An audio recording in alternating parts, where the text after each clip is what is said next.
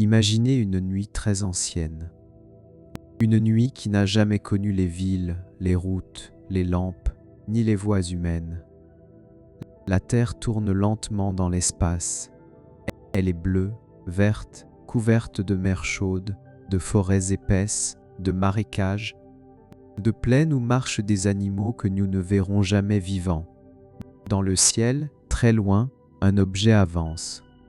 Ce n'est pas une étoile, ce n'est pas une planète. C'est un fragment de roche et de métal, froid, silencieux, lancé depuis des temps que personne ne peut compter. Dans notre monde, cet objet a fini par rencontrer la Terre. Il a frappé la région que nous appelons aujourd'hui la péninsule du Yucatan. Il a ouvert un cratère immense. Il a projeté des roches, de la poussière, des gaz et de la chaleur dans l'atmosphère. Il a changé la lumière du jour, il a changé les océans, il a changé les forêts, et peu à peu, il a changé l'avenir de presque tout ce qui vivait. Mais ce soir, pour quelques instants, imaginons une autre trajectoire, un angle légèrement différent, une vitesse presque identique, mais une rencontre qui n'a pas lieu. L'astéroïde passe près de la Terre. Trop près peut-être, assez près pour traverser le ciel comme un signe étrange. Mais il ne touche pas l'océan, il ne pulvérise pas la roche, il ne soulève pas la poussière qui aurait caché le soleil. La Terre continue de tourner, les forêts restent debout. Les dinosaures non aviaires, ces grands animaux qui dominaient tant d'écosystèmes terrestres, ne disparaissent pas dans cette catastrophe. Alors une question commence à se former. Pas une question bruyante, plutôt une question lente, presque nocturne. Si ce choc n'avait pas eu lieu, serions-nous là? Si les dinosaures avaient continué leur histoire, les mammifères auraient-ils eu assez de place pour changer, grandir, se diversifier, puis donner naissance aux primates, aux singes, aux premiers humains et enfin à nous? Ou bien l'humanité n'est-elle pas seulement arrivée tard dans l'histoire de la Terre, mais arrivée grâce à une absence, grâce à une place vide, grâce à un monde interrompu? Il est tentant d'imaginer que l'évolution conduit toujours quelque part, comme si la vie cherchait naturellement à fabriquer des yeux, des mains, des cerveaux, des villes, des télescopes, puis des questions sur elle-même. Mais l'évolution ne suit pas un plan écrit à l'avance. Elle travaille avec ce qui existe déjà. Elle répond aux accidents, au climat, aux migrations, aux extinctions, aux occasions. Elle ne sait pas qu'un jour une créature regardera les étoiles en se demandant pourquoi elle est là. Dans notre monde, l'histoire humaine commence bien avant les humains. Elle commence dans une lumière qui s'éteint. Elle commence dans une forêt où les géants disparaissent. Elle commence peut-être dans le silence laissé par un impact. Il y a environ 66 millions d'années, la Terre n'était pas une planète jeune. Elle avait déjà connu des océans qui s'ouvraient et se fermaient, des continents qui se séparaient, des chaînes de montagnes qui montaient puis s'usaient, des espèces qui apparaissaient et disparaissaient. Les dinosaures existaient depuis très longtemps. Ils n'étaient pas un simple épisode. Ils formaient un monde complet. Certains étaient immenses, d'autres petits. Certains mangeaient des plantes, d'autres de la viande. Certains couraient, d'autres avançaient lentement. Dans les airs, des ptérosaures glissaient au-dessus des mers. Dans les océans vivaient de grands reptiles marins. Sur les continents, les plantes à fleurs se développaient, les insectes circulaient, et de petits mammifères cherchaient leur nourriture à l'abri des regards. Puis le ciel a changé, l'impact de Chicxulub n'a pas simplement creusé un trou. Un impact de cette taille libère une énergie presque impossible à imaginer. La roche se vaporise. Des débris sont envoyés dans l'atmosphère. Des incendies peuvent se déclencher à distance. Des vagues gigantesques parcourent les océans proches. Mais le plus important pour la vie, n'est pas seulement l'instant de la collision, c'est ce qui vient après. La poussière, les particules et les gaz montent dans le ciel. La lumière du soleil atteint moins facilement la surface. Les plantes souffrent, le plancton dans les mers souffre aussi. Et lorsque la base des chaînes alimentaires vacille, tout ce qui dépend d'elle commence à vaciller. Ce n'est pas une fin en une seule seconde. C'est une planète qui perd son rythme. Le jour devient plus faible. La température change. Les saisons ne ressemblent plus aux saisons. Les animaux qui ont besoin de beaucoup de nourriture sont les plus exposés. Les grands corps demandent beaucoup d'énergie. Les grandes habitudes sont difficiles à modifier quand le monde devient instable. Dans cette crise, de nombreuses espèces disparaissent. Parmi elles, les dinosaures non aviaires. Il faut dire les choses précisément. Tous les dinosaures ne disparaissent pas. Les oiseaux sont des dinosaures, les descendants d'une branche qui a survécu. Chaque fois qu'un oiseau traverse un ciel moderne, une petite partie du monde des dinosaures continue. Mais les grands dinosaures terrestres, ceux qui occupaient tant de paysages, quittent la scène. Et cette absence change tout. Dans les forêts, dans les plaines, dans les niches écologiques laissées ouvertes, d'autres animaux peuvent se déplacer autrement. Les mammifères, longtemps petits, souvent nocturnes, commencent à occuper des espaces qui leur étaient moins accessibles. Ils ne deviennent pas humains en quelques générations. Rien n'est aussi simple. Mais quelque chose s'ouvre. Une porte évolutive, si l'on veut. Pas une porte construite pour nous. Une porte créée par un effondrement.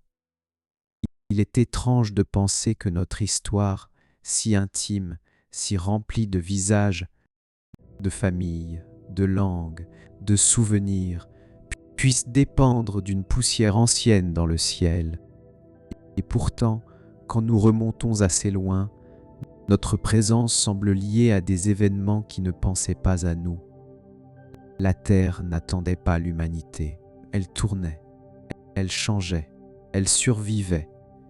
Quand on imagine l'extinction des dinosaures, on voit souvent une image très rapide. Une boule de feu, un choc, des animaux qui fuient, un monde qui disparaît dans un seul éclair. Cette image est spectaculaire, mais elle est trop simple. La vraie puissance d'un tel événement vient aussi de sa durée invisible. Après l'impact, le monde devient plus difficile à habiter. La lumière diminue.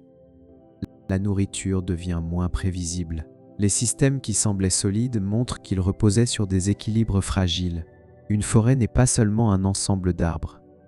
C'est une conversation lente entre la lumière, l'eau, les sols, les graines, les insectes, les champignons, les herbivores, les prédateurs et les saisons. Si la lumière change trop fortement, si les plantes produisent moins, si les animaux trouvent moins à manger, la conversation se brise par endroits. Dans les océans, la même logique existe. Le plancton dépend de la lumière et des nutriments. Beaucoup d'animaux dépendent du plancton, directement ou indirectement. Lorsque cette base se fragilise, la mer elle-même entre dans une période de désordre. Pour les grands animaux, l'enjeu est cruel. Un grand corps est puissant dans un monde stable. Il permet de parcourir de grandes distances, de résister à certains prédateurs, de dominer un territoire. Mais un grand corps demande aussi beaucoup de nourriture, beaucoup de temps, beaucoup de continuité. Les petits animaux, eux, ont parfois des avantages dans les crises. Ils peuvent se cacher, ils peuvent manger des choses variées. Certains peuvent vivre dans des terriers, certains peuvent survivre avec moins. Ce n'est pas une garantie, mais c'est une chance. Voilà pourquoi l'impact ne détruit pas seulement des individus. Il redistribue les conditions de la survie. Il modifie les règles du jeu. Dans notre monde, les mammifères passent cette frontière. Pas tous, pas sans perte, mais assez pour que leur histoire continue. Et après la crise, ils trouvent un monde où les géants terrestres ne contrôlent plus les mêmes espaces. Au fil de millions d'années, les mammifères se diversifient.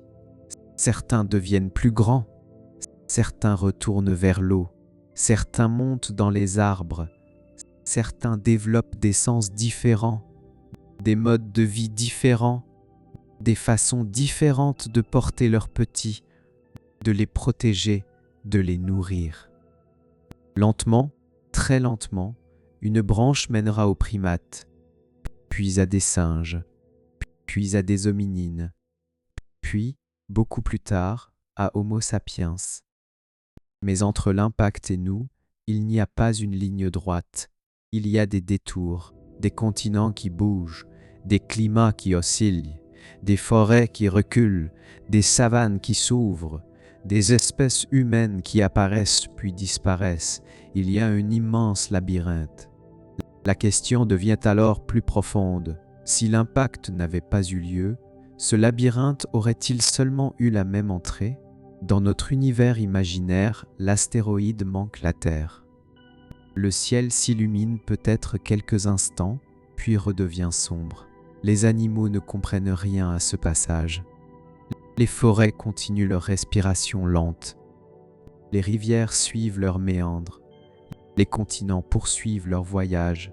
Les dinosaures non aviaires restent là.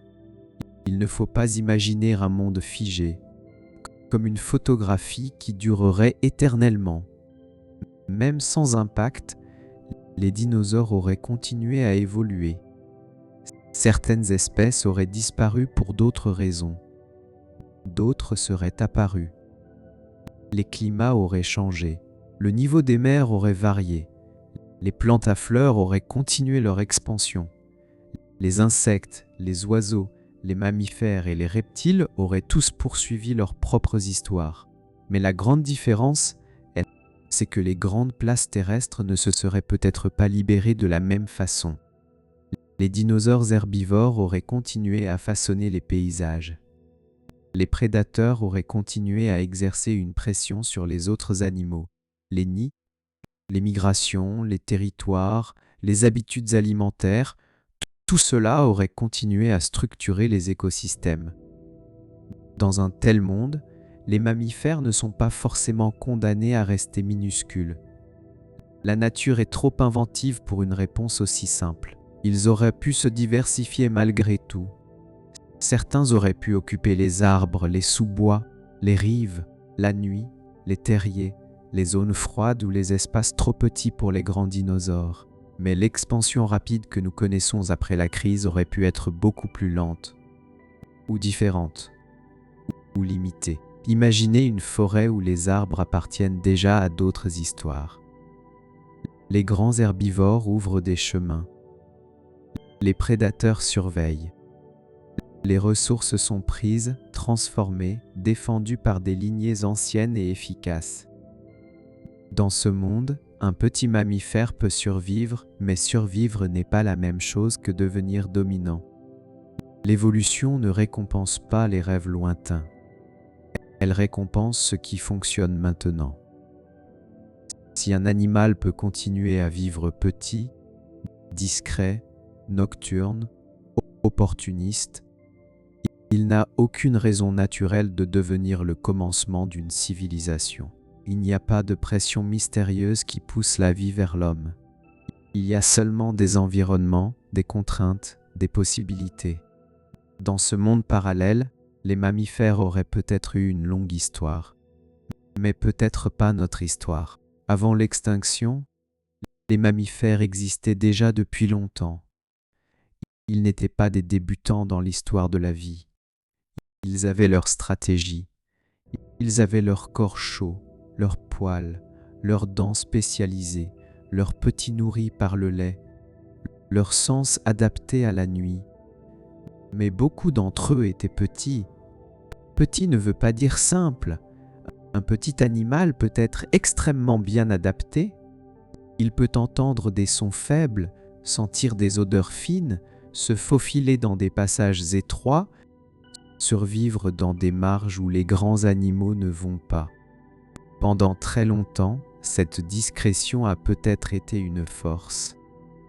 Dans le monde réel, après la disparition des grands dinosaures non aviaires, cette force change de signification. La discrétion n'est plus seulement une manière de se cacher. Elle devient une base pour explorer.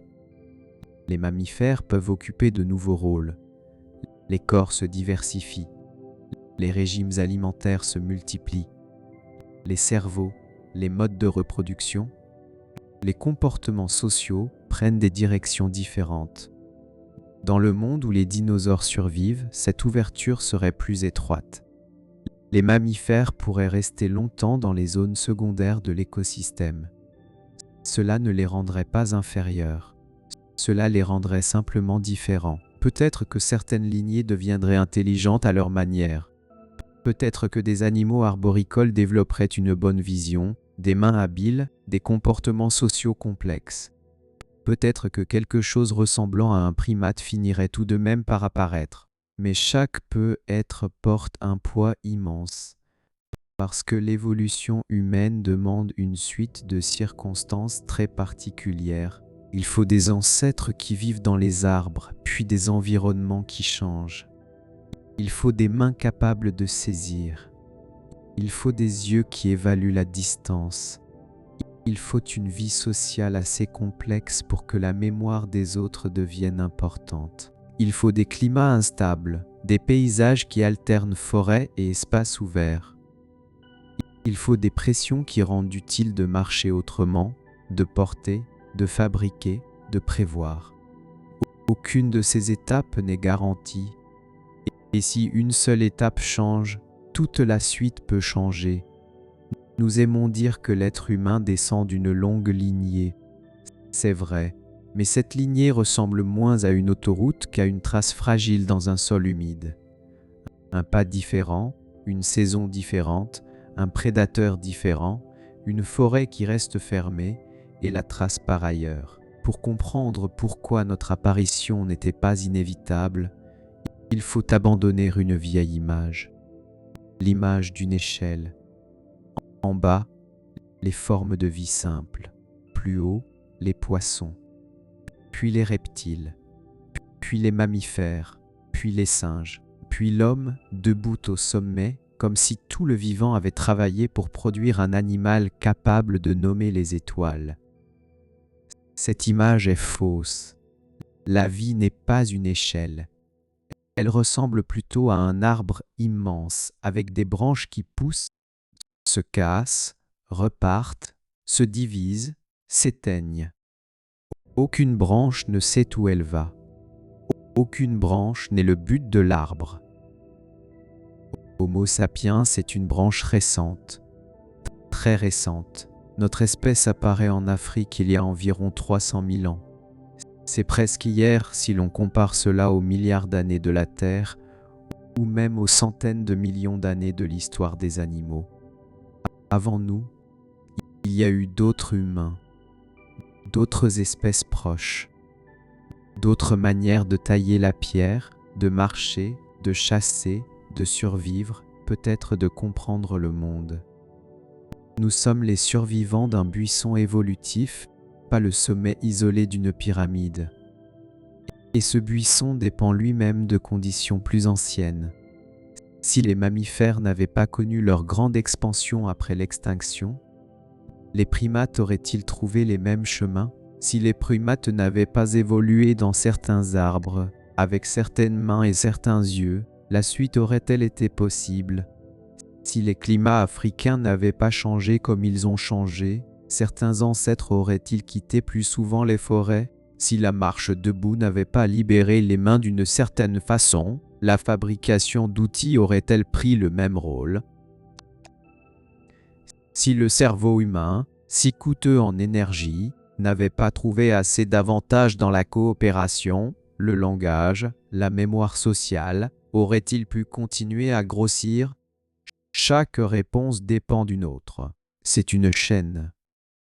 Et une chaîne peut se rompre en beaucoup d'endroits. Dans un monde où les dinosaures continuent à dominer de nombreux espaces terrestres, certaines pressions auraient été différentes. Les paysages auraient été différents. Peut-être qu'une intelligence serait apparue ailleurs, mais pas forcément la nôtre. Pas forcément avec deux mains libres, un langage articulé, des mythes, des villes, des mathématiques, et cette étrange habitude de se demander ce qui se serait passé si une pierre du ciel avait manqué sa cible. Il existe quelque chose de très humble dans l'origine de nos mains. Avant d'écrire, avant de construire, avant de tenir un outil, avant de pointer une étoile, une main sert à saisir une branche. Les primates sont liés aux arbres. Dans les arbres, il faut juger les distances. Il faut attraper, tenir, grimper, équilibrer le corps. Les yeux regardent vers l'avant, les doigts deviennent importants. Les mouvements doivent être précis. Le monde n'est pas seulement un sol devant soi, mais un volume de branches, de hauteur, de feuilles et de vide. Une partie de notre histoire commence là, pas dans une ville, pas autour d'un feu, dans une forêt. Mais pour qu'une main arboricole devienne plus tard une main capable de fabriquer des outils, il faut encore beaucoup d'étapes. Les forêts changent. Certaines zones deviennent plus ouvertes. Les ancêtres descendent plus souvent au sol. La marche se transforme. Le corps se redresse progressivement. Les mains ne servent plus toujours à se déplacer. Elles peuvent porter. Elles peuvent manipuler. Elles peuvent choisir une pierre, une branche, un os, puis les transformer. Ce passage n'est pas automatique. Dans un monde parallèle où les dinosaures non-aviaires survivent, les forêts auraient peut-être été modifiées par d'autres grands herbivores. Les sous-bois, les clairières, les pressions de prédation, les rythmes de déplacement auraient pu être différents. Les primates auraient pu exister, mais dans d'autres niches. Ils auraient pu rester plus longtemps dans les arbres, ou ne jamais trouver le même mélange de risques et d'occasions qui rend la marche debout utile. La question quand l'humanité serait-elle apparue devient alors presque trop confiante. Elle suppose que l'humanité attend quelque part, comme une graine qui finira toujours par germer. Mais une graine a besoin d'un sol. Et le sol de notre histoire n'était pas seulement biologique. Il était écologique, climatique, géologique. Il contenait des extinctions, des migrations, des sécheresses, des changements de végétation, des rencontres entre espèces.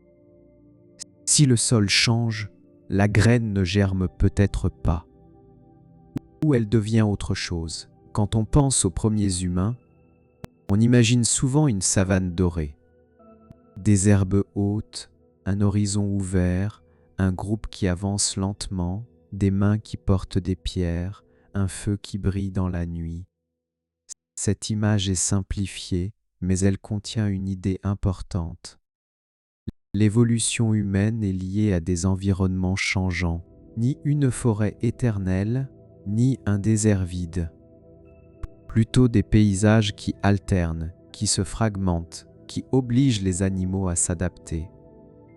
Trouver de la nourriture, éviter les prédateurs, se souvenir des chemins, coopérer, porter, partager, apprendre. Un grand cerveau coûte cher. Il consomme beaucoup d'énergie.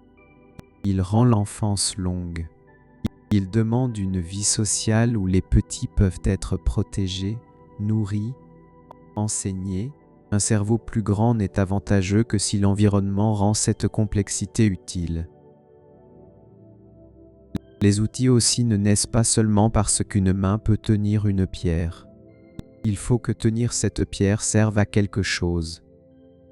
Couper, casser, ouvrir, gratter, défendre, transformer. Il faut aussi que le comportement puisse être appris, répété, transmis. Une innovation qui meurt avec un individu reste une étincelle. Une innovation qui se transmet devient une braise. Dans notre monde, cette braise finit par grandir. Mais dans un monde où les dinosaures continuent, les conditions autour des petits mammifères et des primates auraient été différentes. Les grands herbivores auraient façonné les paysages autrement.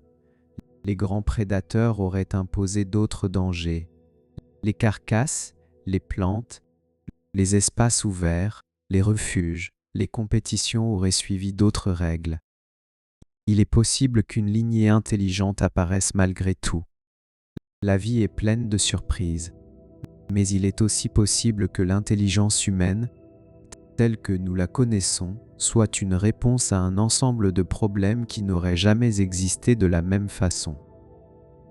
Alors l'humanité ne serait pas simplement en retard, elle serait déplacée ou dissoute dans les possibles. Elle deviendrait l'une de ces choses que l'univers aurait pu faire, mais qu'il n'a pas faites. Comme une phrase jamais prononcée.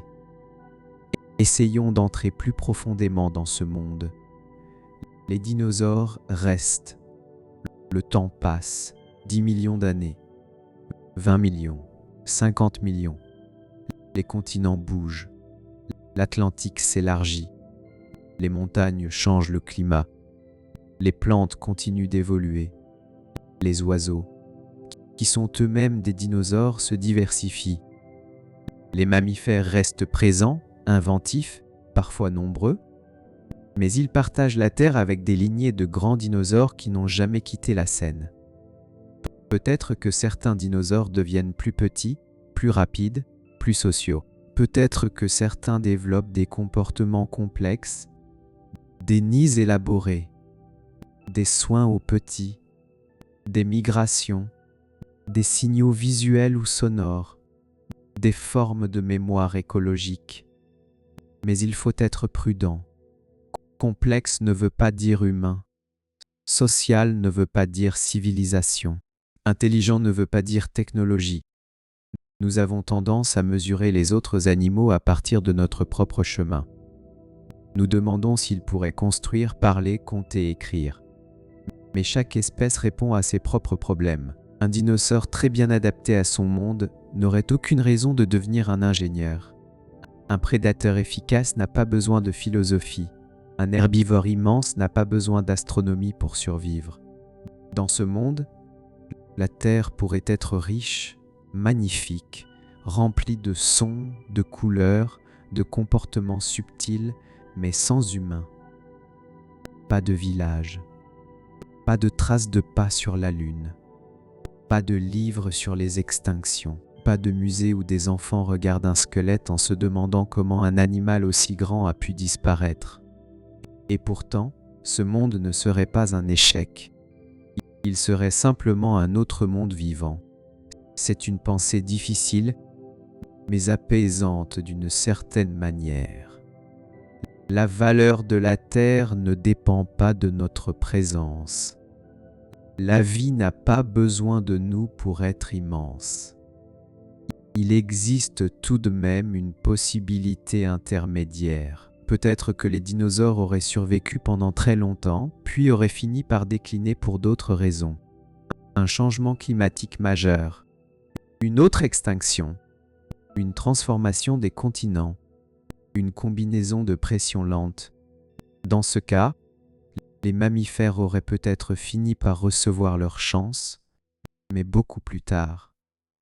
Alors l'humanité pourrait apparaître non pas 300 000 ans avant notre époque, mais dans un futur décalé de dizaines de millions d'années, ou de centaines de millions d'années. Une humanité tardive, née sur une Terre très différente. Mais serait-ce encore nous? Les continents ne seraient plus au même endroit. Les montagnes seraient différentes. Les océans aussi. Les climats auraient suivi d'autres cycles. Les espèces de plantes, d'insectes, de prédateurs, de parasites, de concurrents, tout serait autre. Même si une espèce intelligente apparaissait, elle ne serait probablement pas humaine au sens où nous l'entendons. Elle aurait un autre corps, d'autres mains peut-être, d'autres peurs, d'autres mythes. Elle regarderait peut-être des fossiles de dinosaures encore plus récents que les nôtres. Ou au contraire, elle vivrait dans un monde où les dinosaures seraient encore des voisins dangereux, ordinaires, jamais devenus des symboles du passé. L'idée est fascinante, mais elles nous éloignent de la question initiale. Quand l'homme serait-il arrivé? La réponse la plus honnête est peut-être celle-ci. Nous ne pouvons pas fixer une date, parce que l'homme n'était pas programmé. Sans l'extinction, le calendrier ne se décale pas simplement comme un train en retard, la voie elle-même change. Le train peut ne jamais partir, ou partir vers une destination qui ne porte plus notre nom. Il y a une image que l'on peut garder en tête, une grande scène. Pendant longtemps, les dinosaures y occupent beaucoup de rôles. Les grands herbivores, les prédateurs, les animaux de taille moyenne, les formes rapides, les formes lentes, les habitants des plaines, des forêts, des rivages. Puis une catastrophe arrive. Une partie immense de la distribution disparaît. La scène n'est pas vide. La vie reste. Les plantes, les insectes, les oiseaux, les petits mammifères, les reptiles, les amphibiens, les poissons, les champignons, les bactéries, tout ne s'efface pas, mais certains rôles deviennent disponibles.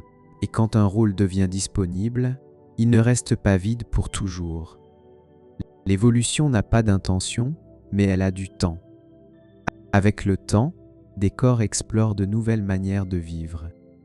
Des formes grandissent, d'autres se spécialisent, certaines échouent, certaines persistent. Notre lignée est l'une des conséquences très lointaines de cette redistribution. Nous ne sommes pas nés immédiatement après l'impact. Il a fallu des dizaines de millions d'années avant les premiers primates, puis encore beaucoup plus pour arriver aux hominines, puis aux humains.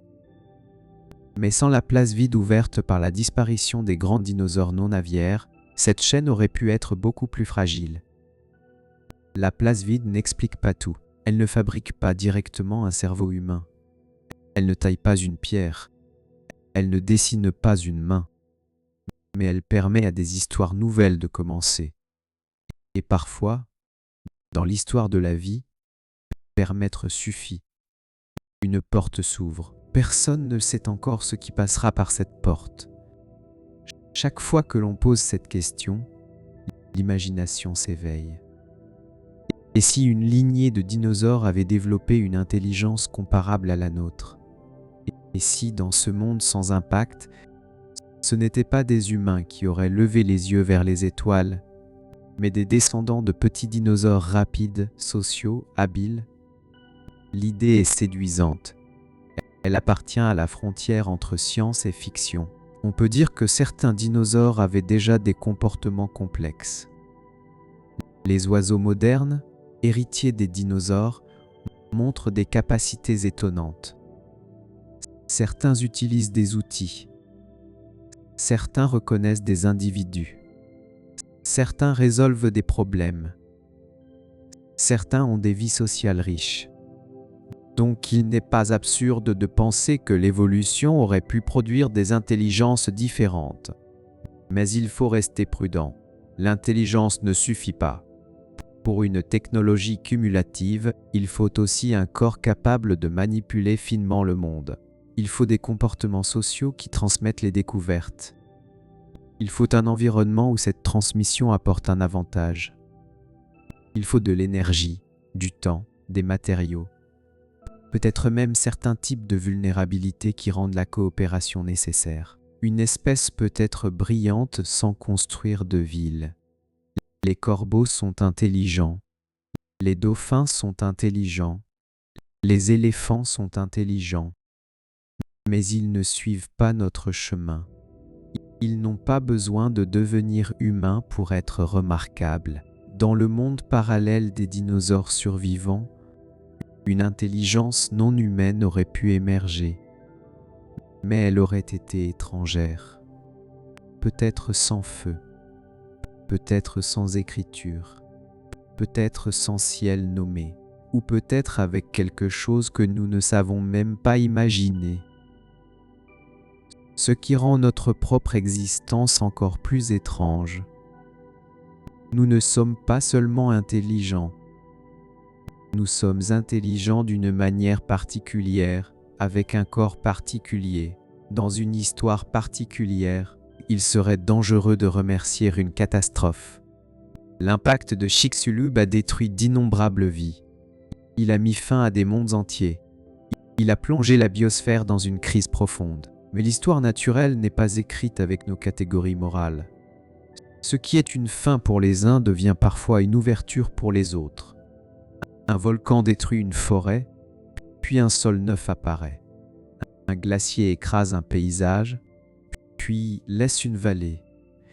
Une extinction ferme des millions de chemins, puis d'autres chemins deviennent possibles. L'astéroïde n'est pas un héros. Il n'a pas sauvé les mammifères. Il n'a pas voulu créer les humains. Il n'a rien voulu. Il était une pierre et la Terre était sur sa route. Pourtant, depuis notre point de vue, il occupe une place troublante. Sans lui, il est possible que nous ne soyons pas là pour raconter son histoire. C'est peut-être l'un des paradoxes les plus profonds de notre existence. Nous sommes capables de pleurer la disparition d'un monde auquel nous devons peut-être la possibilité d'une autre. Nous regardons les dinosaures avec fascination, presque avec tendresse. Nous regrettons leur absence. Nous imaginons leur puissance, leurs couleurs, leurs cris, leurs gestes. Et en même temps, nous savons que leur absence a laissé une place où nos ancêtres ont pu avancer. La vie est pleine de ce genre de contradictions. Elle n'est pas juste. Elle n'est pas prévue. Elle continue. La question des dinosaures n'est pas seulement une question sur le passé. Elle parle de nous. Elle nous oblige à regarder notre propre présence comme quelque chose de fragile. Nous aimons penser que nous sommes solides, centraux, installés. Nous construisons des villes, des cartes, des calendriers, des histoires où l'humanité semble occuper naturellement la place principale. Mais l'histoire profonde de la Terre raconte autre chose. Pendant presque toute l'histoire de notre planète, nous n'étions pas là. Pendant presque toute l'histoire de la vie, aucune voix humaine n'a prononcé un mot. Les montagnes existaient sans nous. Les océans respiraient sans nous. Les forêts brûlaient et repoussaient sans nous. Les étoiles se levaient sur des yeux qui n'étaient pas les nôtres. Et si une pierre ancienne avait pris une route légèrement différente, cette absence aurait pu continuer. Il n'y aurait peut-être pas eu de main humaine pour dessiner des dinosaures sur des pages. Pas de chercheurs pour mesurer l'iridium dans les couches géologiques. Pas de musée. Pas de film. Pas d'enfants chuchotant le mot tyrannosaure avec émerveillement. Cette pensée n'est pas forcément triste. Elle peut rendre le monde plus vaste. Elle peut nous rappeler que nous faisons partie d'une histoire beaucoup plus grande que nous. Et que cette histoire n'avait pas besoin de nous pour être belle. Mais puisque nous sommes là, nous avons une responsabilité particulière. Comprendre, préserver, ne pas confondre chance et droit. Nous sommes peut-être une conséquence improbable, et les conséquences improbables méritent parfois une attention plus douce. Essayons, une dernière fois, d'imaginer le monde sans nous.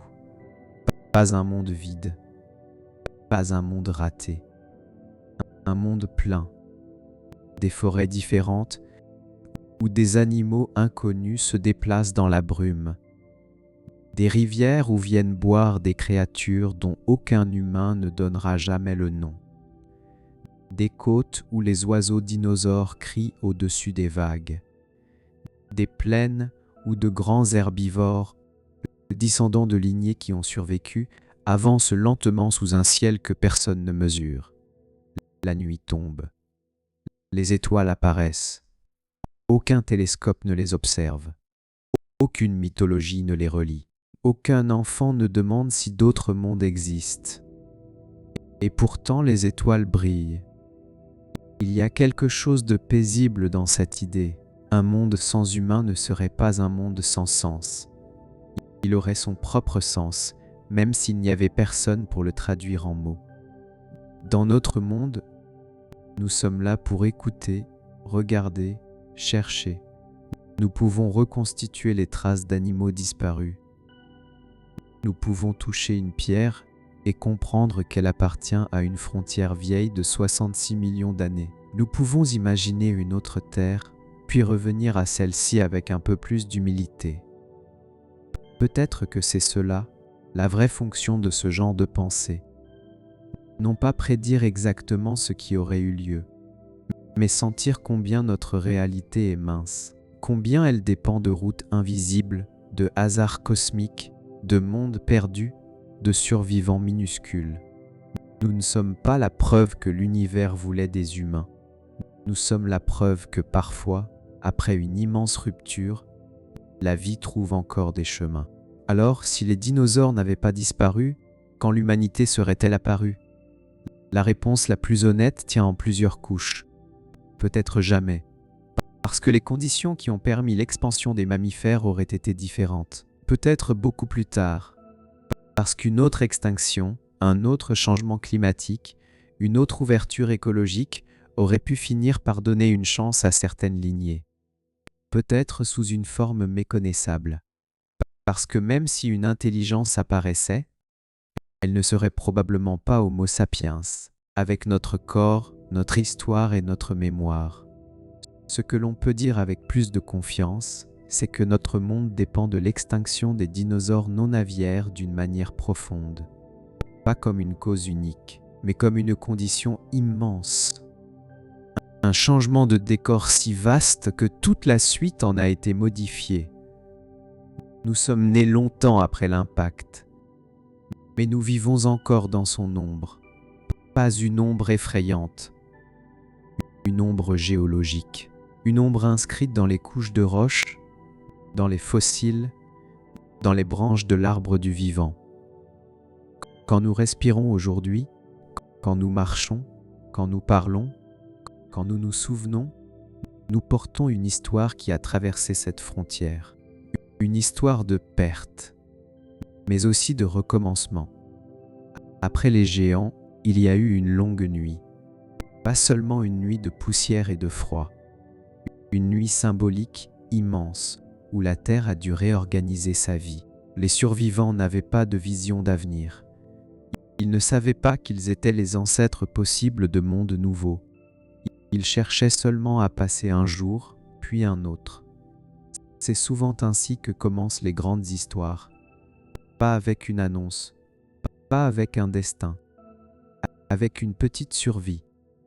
Un animal dans un terrier, une graine dans un sol sombre, un oiseau dans un ciel changé, une lignée qui continue sans savoir qu'elle continue. Des millions d'années plus tard, quelque chose de cette persistance arrive jusqu'à nous. Nous ne sommes pas séparés de cette nuit. Nous en sommes une conséquence lointaine. Quand nous regardons un fossile de dinosaure, nous regardons donc plus qu'un animal disparu. Nous regardons une bifurcation, un point où la Terre aurait pu poursuivre autrement, un lieu silencieux où notre présence était encore inimaginable. Et peut-être que cette pensée convient bien à la nuit. Elle agrandit le temps. Elle rend nos inquiétudes un peu plus petites. Elle rappelle que la vie avance sans connaître la fin de son histoire. Nous pouvons maintenant quitter ce monde parallèle, l'astéroïde qui manque la Terre, les dinosaures qui continuent, les mammifères qui restent dans l'ombre, les primates qui n'apparaissent peut-être jamais, les humains qui ne demandent pas quand ils vont entrer en scène, parce qu'ils ne sont pas là pour poser la question. Puis nous revenons ici, dans notre monde. Un monde où l'impact a eu lieu. Un monde où les dinosaures non aviaires ont disparu. Un monde où des mammifères ont survécu, changé, exploré. Un monde où, beaucoup plus tard, des humains ont appris à regarder les roches, les os, les cratères, les étoiles, et à comprendre que leur propre existence dépendait peut-être d'une ancienne catastrophe. Il n'y a pas besoin d'en tirer une grande leçon bruyante. La leçon peut rester simple.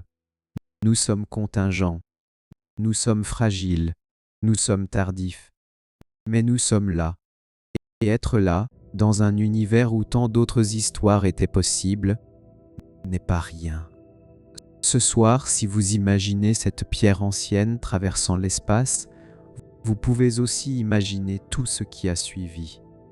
La poussière, le silence, les survivants minuscules, les forêts qui reviennent, les mains qui saisissent des branches, les pas dans la savane, les premières pierres taillées, les premiers feux, les premières questions, et enfin cette question-ci.